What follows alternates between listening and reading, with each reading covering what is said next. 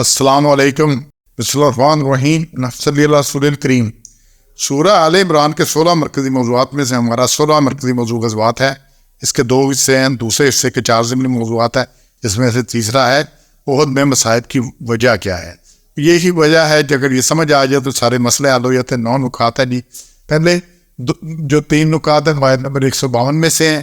حکم نبی کی اطاعت میں بزدلی اور عمل کرنے میں پر جھگڑے مت کرو. دوسرے غنیمتیں دیکھ کر حکم رسول صلی اللہ علیہ وسلم کی نافرمانی کر بیٹھے. یہ سب تمہاری آزمائش کے لیے تھا. اور تیسرا اللہ تعالیٰ نے یہ غلطی معاف کر دی اور اپنا فضل فرمایا. مسئلہ ہی کیا ہے؟ جھگڑا, آپس میں جھگڑا. یہ فرقہ واری ہے, باقی کچھ میں ٹھیک تمہارا تم یہ تمہارا یہ. اور اس میں اللہ نے کہا جب یہ کرو گے بزدلی کرو گے جھگڑو گے. اور پھر مال کی محبت میں, یہ جتنی ہمارا مسئلہ ہے یہاں پر مال کی محبت میں لگے ہوئے ہیں. مال اسی میں ہمارے فراڈ چل رہے ہیں, اسی میں رشوت چل رہی ہے, اسی میں حق تلوی چل رہی ہے. ہر خرابی آخر مال کے اوپر دنیا کے اوپر آ جاتی ہے.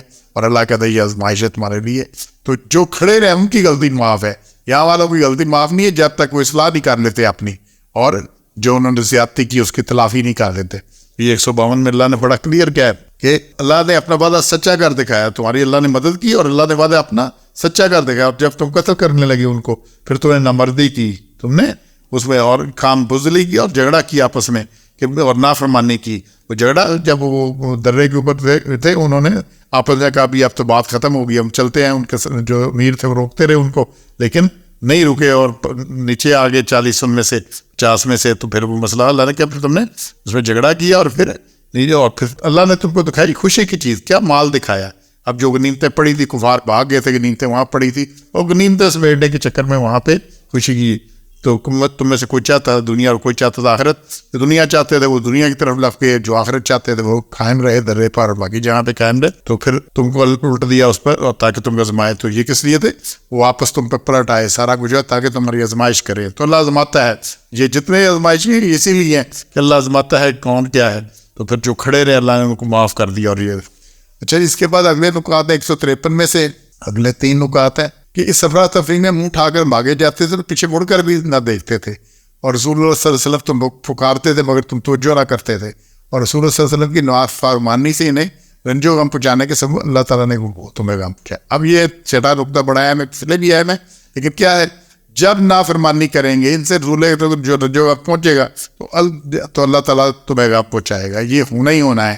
اور یہ ساری خرابیاں جتنی ہیں نا, کہتے ہیں کیوں ہو گیا کیوں ہو گیا کیوں ہو گیا, یہ اسی وجہ سے ہو گیا کہ چونکہ ہم نافرمانی کرتے ہیں, اللہ کا حکم نہیں مانتے, اپنی مرضی کرتے ہیں, تو پھر اللہ کیا کرتا ہے, اللہ اس میں سے ہمیں غم پہنچاتا ہے. اور اس میں اللہ نے کہا ہے وَلَا يَبْتِلِ اللَّهُ مَا فِي صُدُورِكُمْ, اللہ نے آزمانا تھا جو بھی تمہارے جی میں ہے تمہارے دلوں میں ہے, اور اللہ صاف کرتا ہے جو تمہارے دل میں ہے. یہ اسی طرح اللہ نے آزماتا ہے. اور یہاں پہ یہ بات کلیئر ہو. اچھا جی, اس کے بعد جو اگلے 2 نکات ہیں 8واں اور 9واں کے, اور 7ویں میں نقطہ منافقین اپنی یار کی فکر تھی. 154 میں منافقین کی فکر تھی, اور پیچھے 153 میں جو نکات ہیں انہوں نے دیکھ لیے کہ اور 8واں اور 9واں ہے کہ احد میں پہنچنے والی مصیبت تمہارے اپنے اعمال کی وجہ سے ہے, اور اعمال نافرمانی رسول صلی اللہ علیہ وسلم کی وجہ سے مصیبت پہنچی, نافرمانی رسول کی وجہ سے, کیونکہ نافرمانی کی اس لیے یہ سارا مسئلہ ہوا ہے. تو منافقین کی بات تو الگ ہے. اس وقت اکابر صحابہ رضی اللہ عنہم کو بھی چھوڑ کر کئی مسلمان یہ سمجھ رہے تھے کہ جب ہم حق پر ہے, سورج صلی اللہ علیہ وسلم بھی ہم پر موجود ہے, تو کافر حق پر فتح نہیں پا سکتے. اکابر صحابہ کا اور مسئلہ تھا. باقی جو اکثر مسلمان یہی سمجھ رہے تھے کہ بھئی ہم حق پر ہے, بدل میں ہم جیت چکے ہیں, اللہ ہماری مدد کرتا ہے, وہ جو مرضی کرتے رہے فتح نہیں پا سکتے. اور آپ کی شکست پر انہیں سخت صدمہ بھی ہوا اور حیرانی کی. تو اللہ نے یہاں بدر کی فتح یاد دلائی کہ جب کافروں کا دگنا نقصان ہوا تھا, اور وہ شکست تو جو یہاں پہ ہم شکست کی ہے, اللہ کے اس کے اسباب تمہارے اپنے پیدا کرتے ہیں. جب نافرمانی کرو گے تو یہ کچھ ہوگا.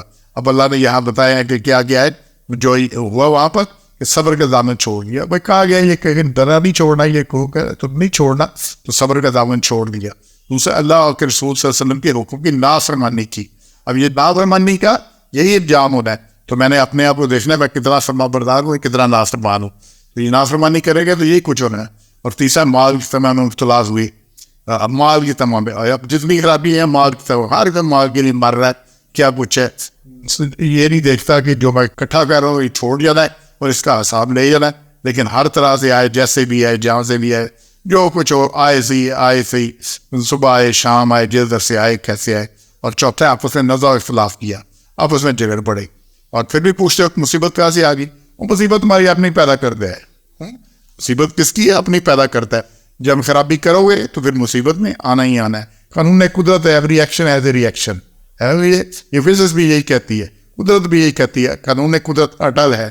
جب فرما بردار بنو گے تو اللہ کرے گا, مدد کرے گا سب کچھ. نا فرمانی کرو گے تو سب پھر بھی یہ ہوتا رہے, یہ نہیں ہونا. سبحان ربک رب العزت عما یصفون. السلام علیکم ورحمۃ اللہ وبرکاتہ.